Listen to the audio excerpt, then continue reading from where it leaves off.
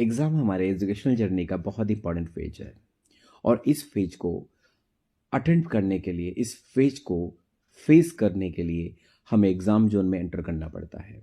और exam zone में enter करने के बाद हमारी नज़रें, हमारा grasping power, recalling power, understanding power बहुत ही तीव्रता से बढ़ जाता है, बिलीव मी।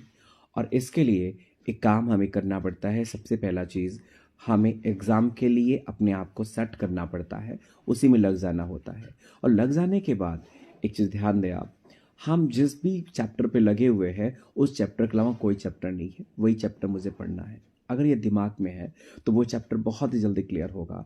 उसको क्लियर करने के बाद फिर नेक्स्ट चैप्टर कौन सा उसको पिकअप किया, फिर वही पढ़ना है। उसके बाद कोई चैप्टर मेरे पास नहीं है। यह दिमाग में अगर सेटअप हो गया तो एक एक करके जितने भी चैप्टर्स हैं सारे क्लियर हो जाएंगे। और कहीं अगर आपने ये दिमाग में ले लिया कि ये चैप्टर तो पढ़ रहे, अभी इतना भी पढ़ना उतना भी पढ़ना है, तो इस चक्कर में आप ब्लरिंग कंडीशन में आ जाते हैं और जो चीज़ें पढ़ रहे हैं वो भी नहीं देख पाते हैं, और वो दूसरी चीज़ें जो नहीं पढ़ी हुई हैं वो डिस्टर्ब करती हैं। कंडीशन ये होता है, आपका टाइम तो पास होता है, टाइम निकल जाता है, लेकिन आपका कहीं ना कहीं चीज़ें कवर नहीं हो पाता है। और जो एग्ज़ाम के पीरियड में आपको बहुत ही टेंशन क्रिएट कर देता है और फिर आप परेशान हो जाते हो, ओवर थिंक करने लगते हो।